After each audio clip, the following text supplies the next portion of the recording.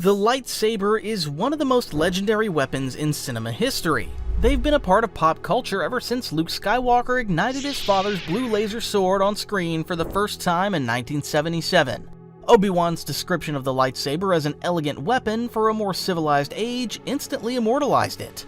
We've seen many unique versions over the past 50 years, from Darth Maul's double-bladed saber to Mace Windu's iconic purple. Lightsabers come in many different colors, with between 14 and 20 variants across the current canon and Legends continuities.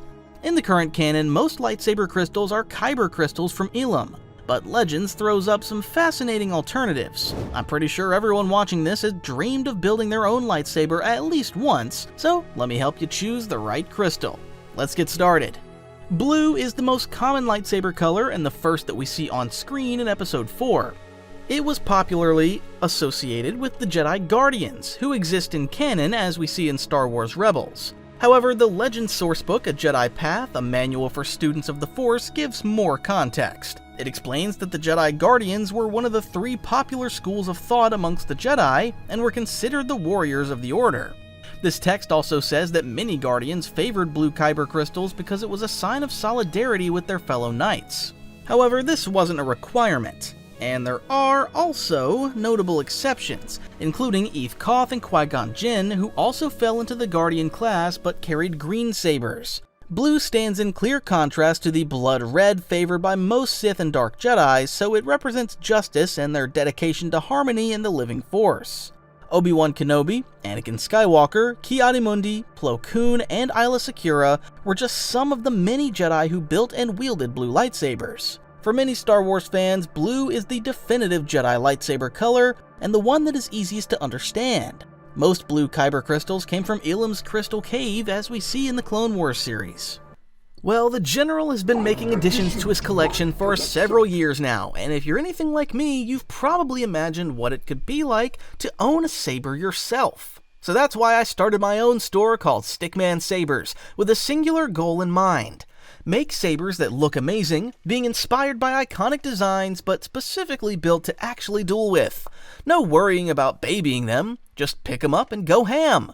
They're equipped with state-of-the-art pixel technology, giving off an incredibly bright light that will light up the darkest rooms out there. And obviously have that iconic hum, just feels right the moment you switch it on. And for a limited time, if you pick a collector's saber up, you'll also get 2 combat sabers for free. So, if you ever thought about starting your own collection, this is a pretty good place to start. Links in the description, and now, let's get back to the video.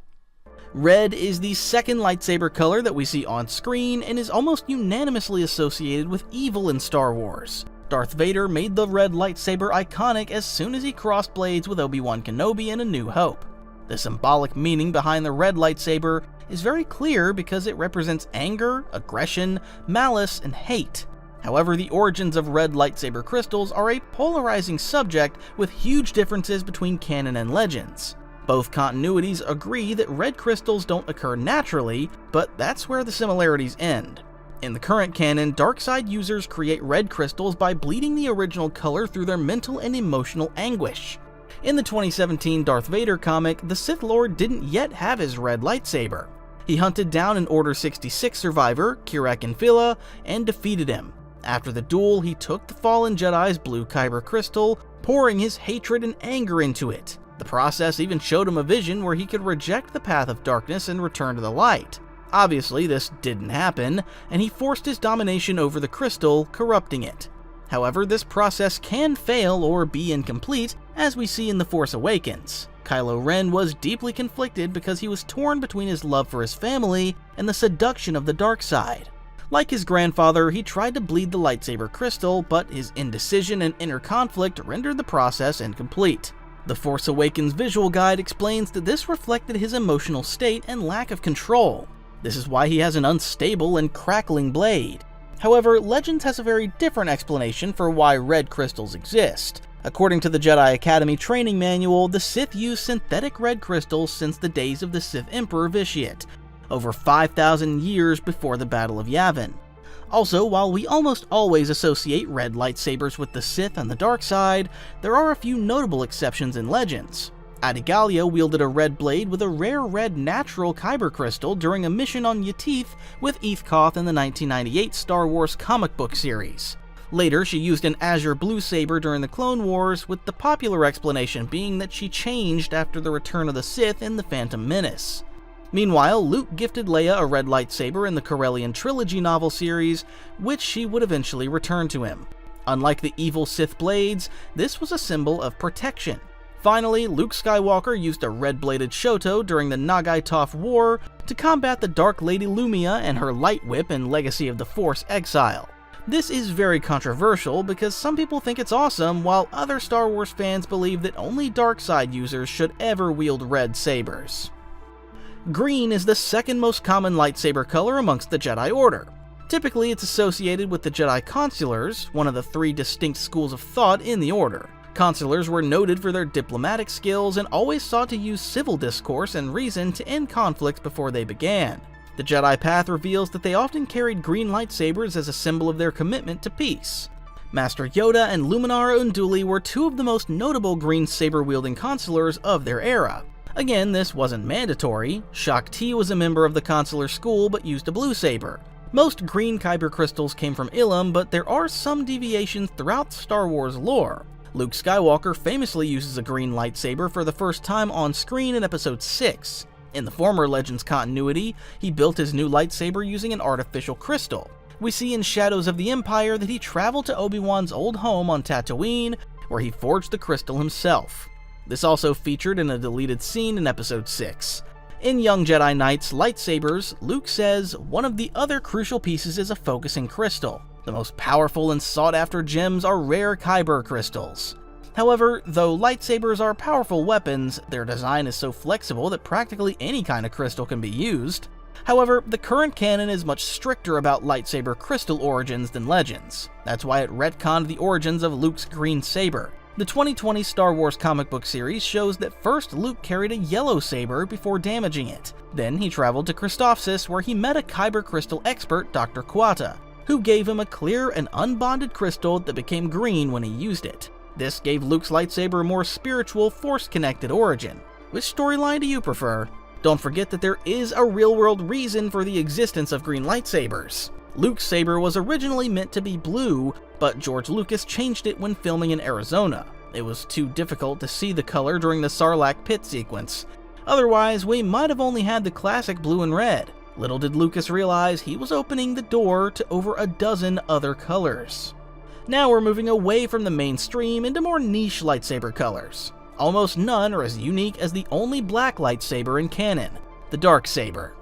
The history of the Darksaber goes back to roughly 1050 BBY. It was forged by Tar Vizsla, the first Mandalorian to join the Jedi Order. The lore tells us that the Jedi Order kept it after his death before members of Clan Vizsla raided the temple and stole it. It became a symbol of the ruler of Mandalore. Star Wars Rebels reveals that many clans believed that the only way to claim the Darksaber was to defeat the rightful holder in combat. That's why the Darksaber had a long, bloody, and divisive history. We don't know much about the origins of the Darksaber's crystal or why it was black, except that it looks awesome. It had a Beskar hilt and a flat, tapered blade that gave it a different silhouette from most standard lightsabers. Another trait of the Darksaber was that it would crackle if the holder was in a heightened emotional state. Given that it was usually Mandalorians who carried it, you can bet that this happened quite a lot. The Darksaber's hilt was mangled during a duel between Bo-Katan Kryze and Moff Gideon in The Mandalorian, with its fate remaining uncertain. White is another very unusual lightsaber color that does appear in canon. Ahsoka Tano is the most famous wielder of white lightsabers after she left the Jedi Order. Previously, she used a green saber that she frequently paired with a yellow-green Shoto, as we see throughout the Clone Wars series. White has a very symbolic meaning because it represents neutrality and independence. This perfectly reflects Ahsoka's status as a former Jedi Knight who remains dedicated to the light side of the Force. She first obtained the crystals after defeating the Inquisitor known as the Sixth Brother on Rada in the Ahsoka novel. The Sixth Brother's saber previously emitted red blades after he bled them with the dark side. Ahsoka realized that these crystals were meant to come to her, and she reversed the process by purifying them with the Force. It's crucial to remember that Ahsoka is not a Grey Jedi, but rather is creating her own path within the Force, guided by her heart. Now we're looking at a color that only occurs in Legends. Silver lightsabers are also extremely rare and are distinct from white lightsabers. Corran Horn famously built a silver lightsaber in Michael A. Stackpole's 1998 novel I, Jedi. Horn was the biological grandson of a Corellian Jedi Master, Neja Halcyon, who was a general in the Clone Wars. Halcyon was a respected master, but also notable because he secretly had a wife and child. He constructed a silver-bladed lightsaber that Corran rebuilt to his own style on Corcus when he was searching for Mirax Terrik. This was also a dual-phase lightsaber, which meant that it had an extendable blade that could be used to surprise opponents. Silver represented individuality and a path taken outside of the traditional Jedi Order. This reflects Halcyon's decision to break the Jedi Code and have a family, while Corran joined the Jedi later in his life after a celebrated career as a pilot with Rogue Squadron. It's worth noting that we encounter another silver-bladed lightsaber in The Force Unleashed 2. The dark side adept Maul Killer used 2 silver blades to wreak havoc and destruction. Maul Killer was a hybrid clone created using genetic material from Darth Maul and Galen Marek. There isn't an official reason why these weapons are silver, except that they look awesome. Sometimes that's good enough. Let's go back to canon and look at yellow lightsabers. Historically, they're associated with the Jedi Temple Guards, as we see in the Clone Wars and Rebels. According to the canon source Galaxy's Edge, to be a Temple Guard was not a specialty or profession, but rather a sacred duty. Temple Guards used lightsaber pikes with double yellow blades and maintained strict anonymity. Star Wars Lightsabers, a guide to weapons of the Force, even states that each Temple Guard received their weapon instead of constructing it themselves. This helped them to maximize their severe emotional attachment. George Lucas wanted yellow to remain exclusive for the Temple Guards, at least during the Old Republic. This wasn't a strict rule though, because the Wookiee Jedi Master Tyvoka used a wooden-handled yellow lightsaber in the years before the Clone Wars. Tyvoka was Plo Koon's master in the 1998 Star Wars comic book series, and was held in high regard by Mace Windu until his untimely death in battle. However, it's interesting that the story of yellow lightsabers is one of stark contrasts. We finally got our first live-action sighting of a yellow lightsaber when Rey constructed hers after the First Order Resistance War in Episode 9. She used materials from her old quarterstaff to build the weapon and personalize it.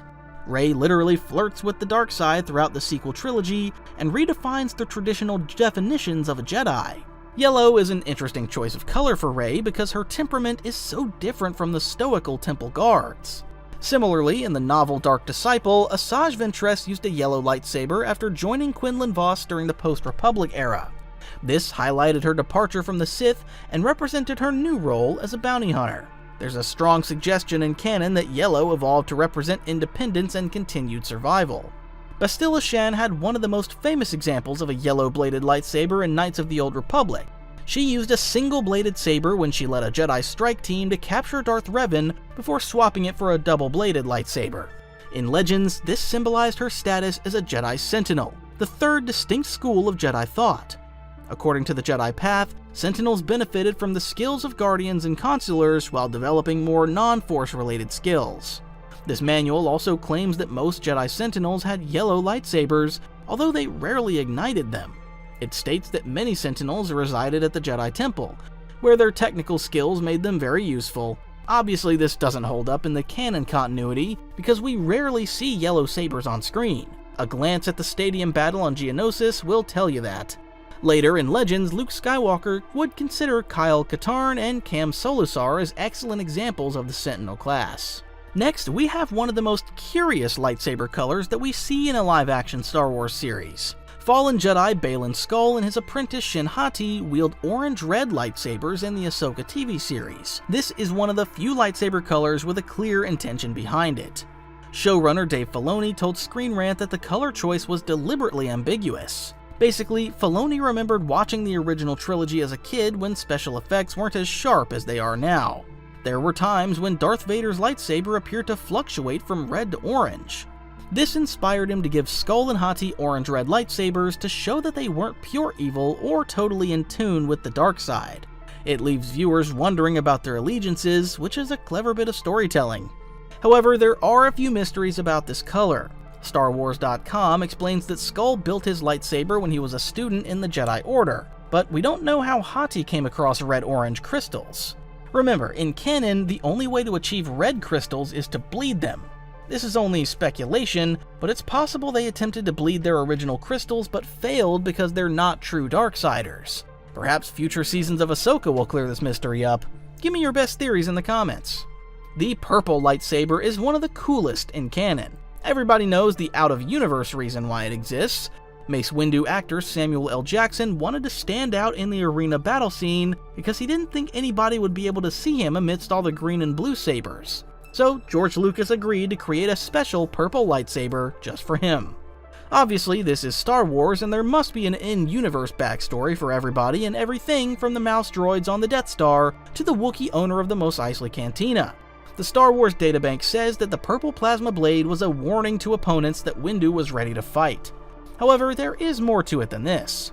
Windu was a noted practitioner of Form 7 and created the Vapad variant in canon, with assistance from the Jedi Sora Bulk.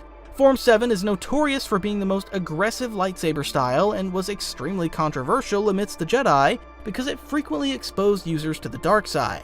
Indeed, the canon sourcebook Knights of Fate says that Jedi officially required permission from the Council to practice Form 7. Windu created the Vapad variant in the final years of the Jedi Order because he wanted to address his weaknesses by channeling his inner darkness and turning it into positive energy. The purple blade reflects how he treads the dangerous line between light and dark, or blue and red. In Legends, Windu actually used an amethyst hurricane crystal from the planet Hurricane to construct his weapon as a Padawan. However, this isn't canon, and we see Windu with several different saber hilts in The Phantom Menace. Windu isn't the only purple lightsaber user in Star Wars either. Knights of the Old Republic depicts Revan using a purple blade after leaving the Sith behind. Again, this is representative of his tenuous relationship between the dark and light sides of the Force. Revan would experience this struggle throughout the entirety of his life. The Mirrorland Jedi Master Vernestra Wowo uses a purple lightsaber whip in The Acolyte. This was a divisive weapon, but it's important to remember that it existed in previous Star Wars lore, as I mentioned with the Dark Lady Lumia. Wowo's saber could fluctuate between whip and sword settings. Another interesting purple lightsaber user in canon was Ty Yorick, a former Jedi apprentice who became a monster hunter and mercenary during the High Republic. The Tholothian left the Jedi in traumatic circumstances and treaded perilously close to darkness in the High Republic novel series. However, she was also extremely empathetic and was one of the few non-Wookiees who could speak Shirawook. Meanwhile, the trainees Gantoris and Karana T both carried purple lightsabers in Kevin J. Anderson's Jedi Academy series and Legends. It's definitely a color that has captured the imagination of Star Wars creators and fans alike. Our next lightsaber color is Magenta. The most famous user of a magenta lightsaber color in Star Wars lore was Mara Jade Skywalker. The Dark Horse comic series Mara Jade by the Emperor's Hand reveals that Palpatine gave her a rare crystal for her lightsaber when she was his servant. We know that she rarely used a lightsaber when she worked as a smuggler for Talon Karrde's organization in the Thrawn trilogy, as she didn't want to draw attention to her past. However, she dual-wielded a saber alongside her holdout blaster throughout the Galactic Civil War before losing it in a duel with Lumia after the Battle of Endor. Later, as a Jedi, she replaced it with a standard purple lightsaber, which suits her personality because of her tumultuous relationship with the light and dark sides of the Force. On the surface, it may not seem like there's much difference between magenta and purple lightsabers, however there are a few subtle differences between the two colors. Firstly, magenta is a shade of bright pink, so it is inherently more feminine than basic purple. Also, magenta is somewhere between purple and red in the same way that purple is at the midpoint between blue and red. Please note that this is more of a popular fan theory than a fact. Nonetheless, I think it does make sense, so we can accept this until Timothy Zahn or Dave Filoni says otherwise. The fact that Mara Jade went from magenta to purple reflects her journey toward a more balanced state of mind. Cal Kestis can also choose magenta as a selectable option in Jedi Fallen Order and Jedi Survivor. Now we're getting into some of the most obscure lightsaber colors in Legends. A gold lightsaber only features once in Star Wars lore. The Jedi Kuran appeared in the Dark Forces series and was an Order 66 survivor. An extremely loyal Jedi, Ron believed that one could only serve good or evil, and that there was no in-between. In the novella Dark Forces Soldier for the Empire, Ron made the perilous journey to Dagobah, where he trained under Yoda and learned how to become a Force Ghost. Before he departed, Yoda granted him the rank of Jedi Master and gave him a gold lightsaber, the first and only mention of this color saber in Star Wars. We're explicitly told it is gold, not yellow, and it does have a distinctively darker glow than that of the Temple Guard's saber staffs or Bastilla's lightsaber. Ron would later have a profound impact on Kyle Katarn's search for the Valley of the Jedi. The gold lightsaber is not a part of the current Star Wars canon, but remains beloved by the franchise's gamers. However, Ron himself is named in canon on the wall of a safe house on Mapuso in the Obi-Wan Kenobi TV series. Next up is one of the most exclusive lightsaber colors in all of Star Wars, bronze. The Wookiee Jedi Knight Lobaka is the only known user of a bronze lightsaber after he constructed it during his time in the Jedi Praxium in 23 BBY. Lobaka was a fan favorite in the Young Jedi Knight series, and he fought bravely against the Yuuzhan Vong and the New Jedi Order. The novel Young Jedi Knights, Lightsabers describes how the computer-loving Lobaka built it from components he found in the Great Temple on Yavin 4. Interestingly, he didn't use a Khyber crystal to power his saber, but rather an enhancement jewel. The novel describes this as a spherical component that could be used in a high-resolution projection system in conjunction with a focusing lens. This unusual choice resulted in a unique bronze blade. Many fans have tried to apply some symbolic meaning to this, like it represents courage and loyalty, but I'm gonna break your hearts because there's nothing official, so it's mere speculation. It's as simple as this: a Wookiee Jedi should have an awesome lightsaber. That's good enough for me. Cyan is an unusual variation of the standard blue lightsaber that technically exists in canon. Cal Kestis is the most noted wielder of the Cyan lightsaber in the Jedi Fallen Order and Survivor games. This is not the default choice, but it's extremely popular with players because it looks awesome. This electric blue shade exists somewhere between regular blue and green. Again, this isn't official, but it does suggest a sense of balance as a mixture of the Guardian and Consular mindsets. There's no denying that it's one of the most stunning saber colors when it's brightly lit in a dark setting. We've yet to see a true Cyan lightsaber in the Star Wars movie or TV show, but it's surely just a matter of time. I know you're thinking that turquoise is just another shade of blue, but it's specific enough to deserve its own section here.